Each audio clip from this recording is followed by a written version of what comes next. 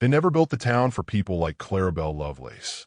Dry Creek was carved into the earth by men who measured worth in boot size and voice volume, where a woman's place was behind a stove or beside a man, preferably both. Clara, with her small frame and quiet presence, unsettled them. She was a whisper in a shouting world, and people don't like what they can't hear. She was born during a thunderstorm, the kind that cracks the sky open like an old wound. The midwife claimed the lightning had nearly missed the house, and folks said Clara had carried that near miss with her, like God had meant to strike her down but change his mind at the last second. She grew up with bones like bird wings, a gait soft as snowfall, and a voice you had to lean in to catch. But she noticed everything. Every bruise on her father's pride when crops failed. Every tightening of her mother's lips when neighbors spoke of marriage. Every glance that looked past her as though she were a misplaced shadow. Maynard Finch noticed her once. That was all it took. He was tall, broad, the type who filled doorways and silences with ease. Son of the wealthiest cattleman in 3 counties, he spoke in declarations, never questions. When he claimed Clara as his betrothed, the town raised its eyebrows but said nothing. It seemed to them that he was doing her a favor, and Clara, being quiet, did not correct them. She never spoke of love, only duty. She stitched her wedding dress herself, each seam a silent prayer. She gathered wildflowers for her own bouquet. She carved their initials into the base of a cedar tree behind her mother's house, where no one would see it but time. On the day of the wedding, the church sat heavy with heat and judgment. The pews filled with curious onlookers and reluctant blessings. Clara stood in her dress, the lace trembling against her collarbone with each breath. The veil fell like morning fog across her face. But Maynard did not come. Hours passed. The preacher left, then the townsfolk, then her mother. Only Clara remained, a figure carved in stillness, staring down the chapel aisle, as if the world might change if she stared long enough. When she finally stepped outside, the sky had turned orange with the fall of day, and Maynard rode by on horseback, laughing, arm draped around a woman with thick hips and a laugh like cracked bells. They didn't stop. They didn't look back. It wasn't the betrayal that broke Clara. It was the silence that followed. No apology, no explanation, not even a cruel word to wound her properly. Just absence, stretched thin across the days that came after. She walked home alone, barefoot, her veil trailing behind her like a ghost. The townsfolk watched from their windows. Miss Addie Crenshaw, who ran the mercantile and carried more rumors than stock, muttered something about a woman too small to keep a man. And that phrase stuck like a burr to Clara's name. In the weeks that followed, her world shrank. Invitations stopped arriving. Bread was sold at full price to her and her alone. Children laughed behind her back and mimicked her quiet gait. Even the wind seemed to avoid her, as if carrying her name was beneath it. Still she endured. She planted herbs behind her cottage, stitched for those too proud to thank her, and listened to the earth the way other women listen to sermons. Her voice, when she used it, remained steady, but she spoke mostly to herself and to the fire. There was a nobility in her solitude, though no one in Dry Creek had the eyes to see it. Then one evening, with dusk bruising the edges of the sky, a wagon creaked into town. It bore no banner, no escort. The horses were thick with dust. At its helm sat a man, so tall his boots hung over the edge of the driver's board. His skin was the color of warm mahogany, his eyes a deep, watchful black that gave nothing away. He did not look like he was searching for welcome. They said his name was Elias Redmoon, but folks whispered the Comanche name beneath their breath, Tall Elk. He spoke little, nodded often, and looked people straight through, as if measuring not their faces but their intentions. He stopped at the edge of Clara's land, climbed down, and set to work building something. He had no map, no company, no invitation. The town was too stunned to stop him. From her window, Clara watched. Day after day, he cut timber, raised beams, and shaped wood with reverence, as if the land had asked him to do it. He worked with patience, not haste. The cabin rose like something inevitable. They never spoke, not at first. She left a jar of honey, on the stone between their homes one morning. That night, it was gone, and in its place sat a smooth river stone etched with the shape of a feather. It wasn't a conversation, but it was something. The whispers came quickly. Addie said it was indecent. Others said it was dangerous. Still others wondered aloud why he chose that plot, so near to Clara's. Sheriff Cole Havers rode out to ask questions, but returned saying only, "The man's building a house, not trouble." But it was Maynard who couldn't let it be. One evening, as the sun sank and the earth turned copper, he appeared outside Clara's home. She stepped out with her shoulders drawn back, her spine straight as an arrow shaft. Maynard sneered. "He's building too close," he said, jerking his head toward the rising cabin. "You think you're something now? With that savage watching over you?" Clara didn't answer. Her silence had become its own kind of language. Maynard stepped forward, eyes lit with spite. "You were nothing when I left. Still are. Just smaller now." Then Elias appeared, not from the trees or the cabin, but from the air itself. One moment, nothing. The next, he stood beside Clara like a shadow that belonged there. He said nothing, but his presence roared. Maynard froze. His bravado cracked. He muttered curses beneath his breath, backing away as if he'd touched something too wild to understand. Clara didn't thank Elias. She didn't need to. She turned and walked back to her door, the sun casting her shadow longer than her frame had ever been. Inside, she lit her lantern. Behind her, Elias returned to the cabin, his silhouette framed by beams he'd raised with his hands, steady and sure. And in that breathless moment, the town realized she was not small. Not anymore. They say when the wind changes, something is about to be born or buried. That autumn, the wind over Dry Creek turned cooler, less aimless. It swept between Elias' red moons, rising cabin, and Clara's little weathered home, like it had finally found something worth lingering for. And with it came a hush, as though even the air had grown curious about what was becoming of these two silent people. Elias built like a man who had no one to impress, only promises to keep. Each log he placed felt deliberate, sacred. He never measured aloud, never cursed a bent nail or uneven beam. His hands, broad and calloused, spoke with the wood in a rhythm only they understood. The structure rose slow, stubborn, beautiful in the way mountains are beautiful. Not because they try to be, but because they endure. Clara watched him each day through her lace curtain. She told herself she only watched for safety, to know if he meant harm or harbor. But deep down, she was learning the cadence of his silence, how it matched the beats of her own. When the lights softened in the late hours, she'd step outside with a basin or basket, pretending to gather herbs that had long since gone dry. She walked slower near the border of his land, waiting for a glance, a nod, anything. And sometimes she got it. A faint lift of his chin, a pause in his hammering. Once a shadow of a smile, not with lips but with eyes. It was not courtship, not in the way Dry Creek understood. There were no gifts, no declarations, no questions wrapped in expectations. Just the exchange of space, of silence made comfortable. But towns thrive on unease, especially when they have no wars left to fight, but the quiet kind. Whispers, judgment, small cruelties doled out in church pews and under breath. Addie Crenshaw, eagle-eyed and tongue-sharp, led the charge. "He's too near her," she told anyone who'd listen. "It ain't proper. The way he looks at her, like she's part of the land." Others nodded, grateful for something to disapprove of. No one knew where Elias came from before Dry Creek. Some said the Comanche had sent him out as penance, others that he was a deserter or a ghost wearing a man's skin. Truth didn't matter. The only story people needed was that he wasn't one of them, and Clara maybe wasn't either. Still, they couldn't find fault that held water. He bought his lumber fair, paid for what little he took from town, never raised his voice or his hand. So the town did what it always did when it couldn't stop something outright. It turned its back. They stopped hiring Clara for needlework. Bread disappeared from the market when she entered. Children were called home when she walked by, as though solitude were a sickness that might spread. But the wind kept turning.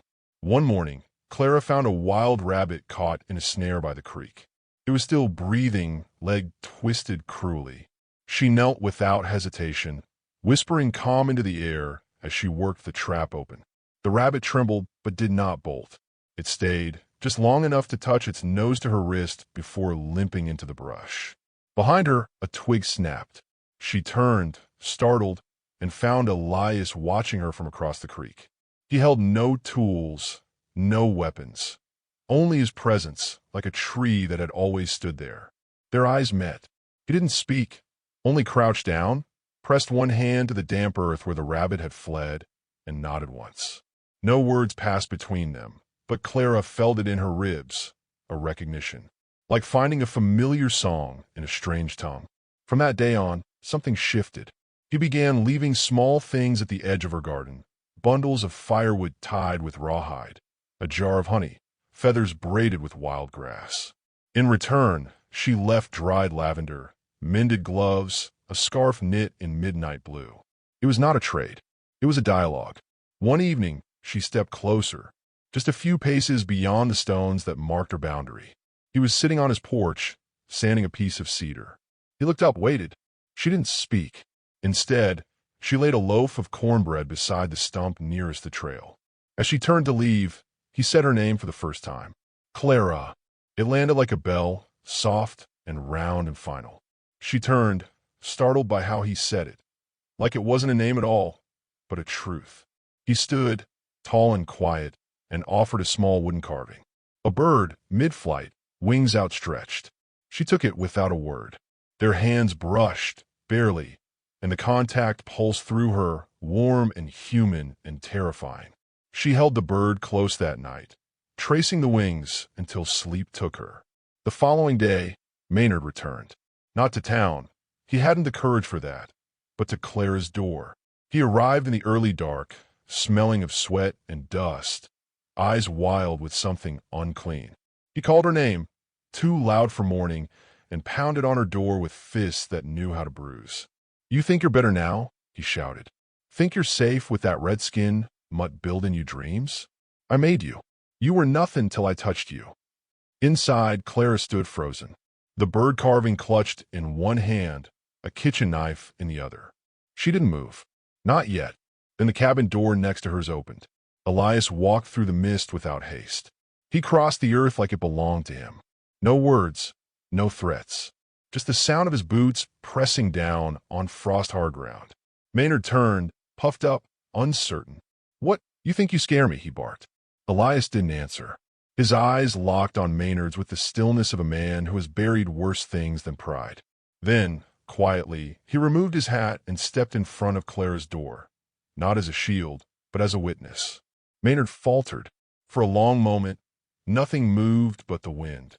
Then, with a curse and a spit to the dirt, Maynard turned and walked away, the cowardice in his spine louder than his voice. Inside, Clara lowered the knife. Outside, Elias stood a moment longer. Then he placed the hat back on his head and walked home. Only later, in the privacy of her porch, did Clara find what he had left behind on the doorstep. A carving of two birds this time. One flying, one waiting, and the wind, at last, was still. Winter came soft that year, as though the land itself had decided to grant Clara and Elias a gentler season. Snow fell in hushes, not storms. The fields around Dry Creek turned white and still, like a photograph of silence. Chimneys smoked like the breath of sleeping beasts, and even the wind tiptoed between the cottonwood trees. Clara began rising before sunrise, her breath fogging the panes of her window as she waited to see the smoke curl from Elias's chimney. She never asked herself why she watched. She simply did. It had become ritual, like steeping tea or lighting the lantern at dusk. When she saw it, thin, steady, and certain, she felt herself exhale, though she hadn't noticed she was holding breath. In the pale hours, she would bring wood inside and boil water over the stove. Then, with scarf tucked snug beneath her chin, she'd step into the world. Elias would already be moving, carving something, sanding, mending a tool. He rarely spoke first, but when Clara appeared, he would stop and lift a hand in quiet greeting. By then, they'd exchanged more than objects. They'd begun exchanging time. Elias taught her how to set snares in the snow and how to find the roots that survive frost. In return, Clara showed him how to weave nettle thread and press dried flowers into paper that would last seasons. She made him a wool-lined vest. He repaired the slats on her barn wall without being asked. Neither named these offerings as love. They simply became the way each showed the other. I see you. I choose you. Again and again. But Dry Creek's coldest heart never thawed. The townsfolk kept their distance, watching from behind frosted glass. Children were warned not to go near that line of trees, meaning the path where Elias and Clara often walked together. Addie Crenshaw had taken to speaking aloud in church pews, comments disguised as prayers. Lord, grant clarity to the lost, especially those too blind to see they walk hand in hand with heathens. Clara heard. So did Elias. But they carried on, dignified, untouched in their way. It wasn't until young Josiah Minter, the sheriff's boy, fell through the ice on Bramble Pond that the town's suspicion turned to desperation. He'd gone out after school, chasing geese with a stick. By the time they found his footprints ending in splintered ice, the sun was already bleeding out over the horizon. Search parties formed. Men with lanterns and poles probed the shoreline, while mothers clutched prayer books and shivered. Elias was already moving before they called. Clara saw him from her window, boots on, axe across his back. Without a word, she followed. They found the boy by the sound of cracking. Josiah had crawled onto a dead log halfway across the pond, soaked and shivering, ice forming in his hair. The townsfolk stood paralyzed at the edge, unwilling to risk the thin ice. Sheriff Minter wept silently, face buried in gloved hands. Elias stepped forward. No, someone muttered. Let one of us go. But none of them moved. Clara's voice broke through the murmurs, clear and sharp as a bell rung at midnight. He'll reach him. And Elias did. Step by step, slow and sure, he moved across the groaning ice. He lay flat to distribute his weight, sliding like a shadow toward the boy. At one point, the ice cracked loud beneath his chest, and Clara's heart stopped. But he didn't. With one arm, he hauled Josiah in, wrapped the boy in his own coat, and dragged him back inch by inch, never once looking away from Clara. When they returned to shore, the townsfolk still didn't speak. Sheriff Minter took his son with trembling hands, nodding once, eyes full of shame. But no one thanked Elias. Not then. He turned to leave. Clara followed him home. That night, she boiled stew with deer meat and potatoes. When she brought it to his porch, he opened the door before she knocked. I knew you'd come, he said, voice quiet. I always do, she answered. They shared the meal by firelight. Not much was spoken, but the quiet between them was no longer empty. It was sacred. After, he handed her something, a folded cloth. She opened it to find a necklace made of polished river stones and bits of carved bone, simple but beautiful. At its center was a small wooden charm shaped like a door. A door, she asked softly.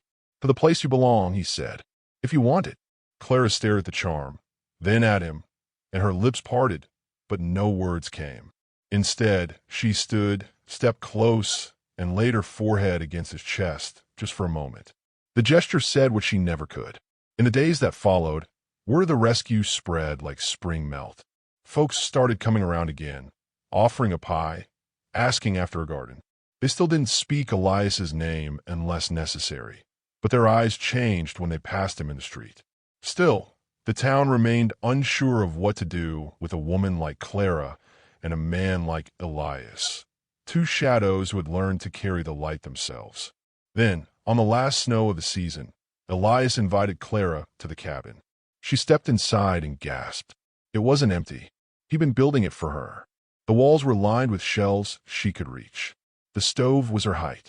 The windows faced east to catch the softest light. Everything had been made with her in mind. You built it for me, she whispered. I built it for us, he said, voice steady as stone. She stepped through the threshold and turned to face him. Will we be safe here? Elias met her eyes. Not always, but we will be free. The wind outside had grown bold again, shaking the branches with promise. But inside the cabin, the world had become still, as though waiting for her answer. Clara took one breath, and then another. And then she closed the door,